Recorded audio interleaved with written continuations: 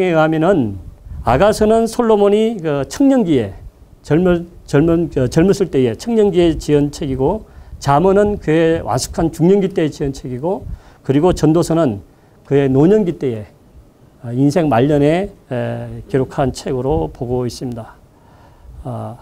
시적 형태를 띤 지혜 문학의 형태로 이렇게 그 잠언은 구성되어 있는데요. 지혜 문학이란 것이 무엇인가 하니 시나 노래, 비유, 격언, 우화, 간단한 질문, 짧은 이야기 이렇게 등등을 이렇게 기억에 뚜렷이 남을 만한 그러한 표현법을 사용해 가지고 인생사에 관련된 삶의 다양한 문제들에 대해서 그 해답을 추구하는 형식의 글을 우리가 지혜문학 이렇게 말을 합니다. 이런 지혜문학은 그 고대 중근동에 많이 그 지역에서 발달했어요.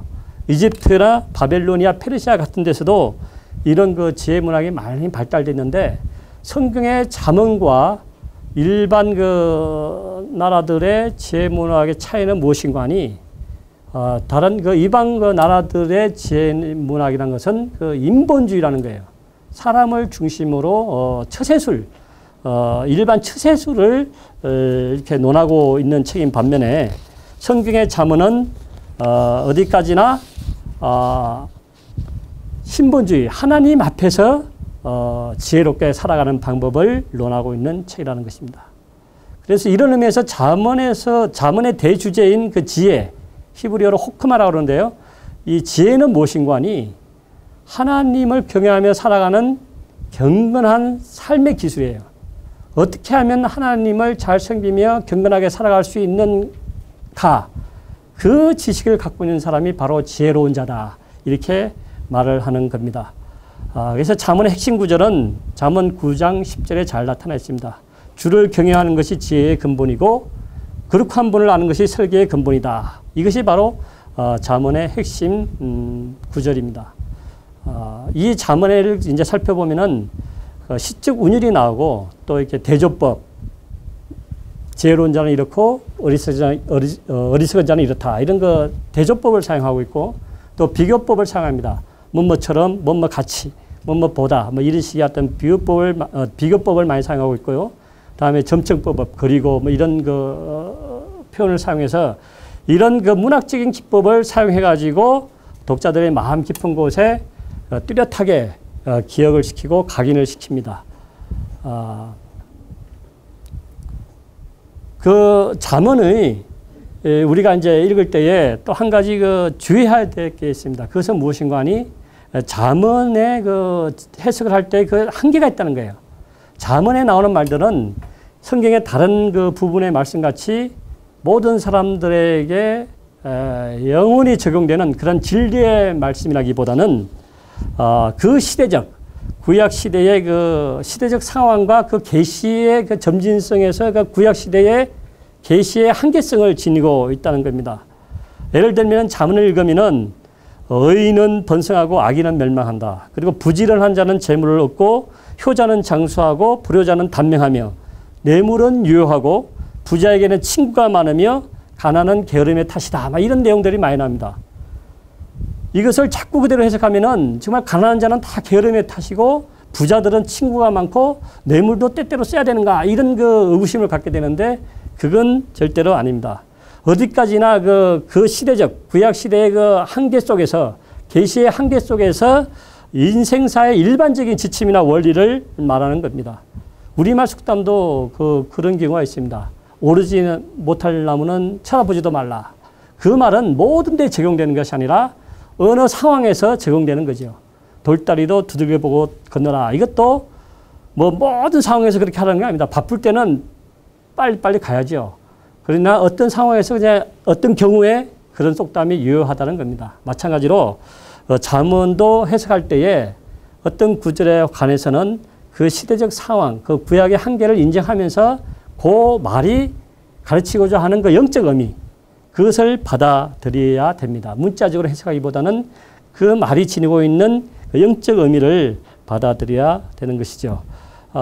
잠언을 기록한 목적은 그 책의 첫 부분에 잘 나타나 있습니다. 어리석은 자에게는 슬기로움을 주고 지혜로운 자들에게는 보다 많은 것을 깨닫게 해서 풍부한 인생을 살아가게 하고, 그리고 젊은이들에게는 분별력을 갖추기 위해서 근신의 삶을 사도록 하기 위해서 이 잠언을 기록한다. 이렇게 잠언 1장 1절부터 6절까지 머릿말에 나타나 있습니다. 전도서를 이제 시가서 중에서 전도서를 보면은, 전도서는 솔로몬의 말년 작품입니다. 이걸 읽어보면은 인생의 허무함을 논하고 있습니다. 헛되고 떼니 모든 것이 헛되다. 이렇게 말하고 있습니다. 해 아래서 헛되다라는 표현이 쓰고 있습니다. 그래서 이 잠언을 얼핏 피상적으로 읽어보면은 허무주의나 숙명론, 그리고 염세주의, 유물론, 불가지론, 비관론, 이런 그 세속적인 사상을 말하고 있는 것처럼 보입니다. 그러나 그렇지 않죠. 이런 허무주의를 말할 때 솔로몬이 항상 말하는 것이 해 아래서 허무하다는 거예요. 해 아래서는 무엇인가 하니 하나님을 떠난 삶, 하나님이 없는 삶, 이제 하나님이 해 위에 있다고 생각하고 해 아래의 삶은 하나님을 떠나고 없는 삶은 허무하다는 거예요. 이것은 모든 영광과 모든 부귀영화를 다 겪어본 솔로몬의 그 자서전적인 고백입니다. 이제 말년에 이르러 가지고 자기의 돌아온 삶을 뒤돌아볼 때에 하나님을 떠난, 하나님이 없는 그 순간의 삶이 얼마나 허무했던가를 그 참회록식으로 고백하는 거죠. 거의 솔로몬의 간증이라고 보아도 좋습니다. 그래서 역설적인 논리로 그렇다면은 참된 인생의 의미와 가치는 어디에 있는가를 밝혀주고 있는데, 그것은 바로 해 아래가 아니라 해 위에 곧 하나님께 있다는 겁니다. 그렇기 때문에 이 세상의 삶은 그토록 허무하기 때문에 여기에 집착하지 말고, 여기에 집착하는 것은 마치 바람을 잡으려는 것 같기 때문에 땅 아래, 해 아래의 삶에 집착하지 말고 해 위에 그 하나님을 소망하는 삶을 살아가는 것이 참 인생의 의의와 가치가 있다는 것을 솔로몬은 자신의 인생 말년에 이르러 전도서를 통해서 고백하고 있는 것입니다. 전도서의 결론을 이제 이 책의 어떤 핵심입니다. 전도서 12장 13절에 보면은 쉬운 말 성경으로 읽겠습니다. 이제 내가 할 말을 다 했고 모든 것의 결론은 이것이다. 하나님을 경외하고 그분을 계명을 잘 지켜라. 이것이 사람의 본분으로 누군지 마땅히 지켜야 할 도리다. 하나님의 계명을 지키며 사는 것이 바로 인생의 참된 본분이고, 그것이 바로 인생의 참된 가치와 의미가 있다는 것을 자기가 겪은 인생 모든 그 간증을 통해서 고백하고 있는 책이 전도서입니다. 시가서의 마지막 책인 아가서는 영원하고 순결한 사랑을 읊은 솔로몬의 청년기 때 지은 노래 중에 노래입니다. 이 아가서는 이중적입니다. 1차적으로는 남녀 간의 사랑을 논하고 있습니다. 솔로몬과 술람미 여인의 사랑을 논하고 있죠. 솔로몬에게는 그 당시 60명의 왕비가 있었고 80명의 후궁이 있었어요. 그렇지만은 그 모든 여인들은 그 정략 결혼의 산물이었어요. 어느 나라와 어떤 그 외교를 할 때에 그 공주를 데리고 와서 서로 이제 어떤 화평의 화친의 조약을 맺는다든지 해가지고 정략 결혼의 산물이기 때문에 참 사랑이 아니었던 거예요. 그런데 저 술람미 지역에 솔로몬이 그 포도원을 가지고 있었는데 거기에 어느 날 방문했다가 그 지역에서 포도원에서 일하고 있는 까무잡잡한 여인을 봅니다. 바로 그 여인이 술람미 여인인데 솔로몬이 처음으로 가슴 뛰는 첫사랑을, 강렬한 사랑을 느낍니다. 그 사랑을 노래하고 있는 책이 아가서입니다. 그래서 아가서는 그 풍부한 그 시적 은유와 상징, 다양한 비유들이 나타나가지고 자기의 그 신부를 노래하는 장면이 많이 나옵니다. 116절 가운데 식물 이름이 21개 나오고요. 동물 이름이 15개, 지명이 15곳이나 등장합니다. 49개의 희귀한 낱말들이 등장하고 70개의 특별한 단어가 나옵니다. 이렇게 표현할 수 있는 모든 그 표현 기법을 사용해가지고 자신의 그 사랑을 고백하고 자신의 신부된 술람미 여인을 노래하고 있는 것이 아가서입니다. 그러나 아가서가 이렇게 남녀 간의 사랑을 노래한 걸로 그쳤으면 성경에 정경으로 채택될 리가 없습니다. 그래서 처음에는 이 정경으로 채택될 때에 아가서를 많이 배제를 시켰습니다. 그러나 많은 논의와 연구 끝에 결국 이것을 성경에 정경으로 채택한 이유가 무엇인가 하니 바로 그 이면에 숨어져 있는 참뜻이 있기 때문입니다. 그것은 무엇인가 하니 남녀 간의 순결한 사랑이 곧 솔로몬과 술람미 여인 간의 순결하고 아름다운 사랑은 곧 하나님과 신랑된 하나님과 신부된 그분의 교회를 묘사하고 있는 것이라고 판단했기 때문입니다. 과연 모든 것을 가진 하나님은 시골 동리에 포도원지기에 불과한 술람미 여인 같은 우리 성도들을 사랑해서 자신의 아내로 맞이해주는 그런 사랑이 있기 때문에 이 아가서는 남녀 간의 사랑 뒤에 숨어있는 자기 신부, 자기 아내 된 자기 백성을 향한, 교회를 향한 하나님의 지고지순한 사랑이 그 속에 깃들어 있는 것입니다. 이런 의미에서 성경을 보면은 하나님과 그리스도를 신랑 혹은 남편으로 묘사하고 있는 데가 많고 성도와 교회를 아내 혹은 신부로 묘사하고 있는 데가 많습니다. 아가서도 참 극시로 구성되어 있어요. 희곡 형태로 구성되어 있는데 각 등장인물이 자신의 배역을 노래하고 있는 그 참 오페라와 같습니다. 등장인물은 남녀 주인공은 솔로몬과 술람미 여인이고 그게 또 이제 노래하는 여인들이 나옵니다. 그게 배경은 솔로몬이 술람미 댁에서 술람미 여인에게 사랑을 느껴서 이제 그 사랑을 고백하는 그리고 그 술람미 여인을 왕궁으로 이렇게 이제 데리고 오는 그것이 바로 제1막 그게 발단이고 2막은 데리고 온 그 술람미 여인에 대해서 아름다운 그 언어로서 이렇게 참 노래하고 있는 것이 2막. 3막은 그게 전한 부분으로 또 이렇게 위기를 맞이합니다. 밤중에 신부를 찾아갔지만은 그 소리를 듣지 못한 신랑이 떠나갔을 때에 이 신부가 울면서 예루살렘 거리를 찾아 헤매는 그런 그 사랑의 위기도 겪습니다. 그러나 마지막 제3막은 거기에 절정 및 대단으로 마침내 서로 만난 두 남녀는 또 사랑의 성숙 과정에 접어들습니다. 이렇게 하나의 아름다운 극시 형태로 구성되어 있는 것이 아가서입니다. 이렇게 우리가 아가서를 읽을 때에 남녀 간의 사랑을 보면서 그 뒤에 숨어 있는 하나님의 지고지순한 사랑을 또 우리가 생각하면서 이것도 극시로 읽다 보면은 우리가 그 성경을 제대로 음미하는 그런 게 될 것입니다. 다음에 이제 구약 성경의 그 마지막 파트인 그 예언서가 나오는데요. 예언서는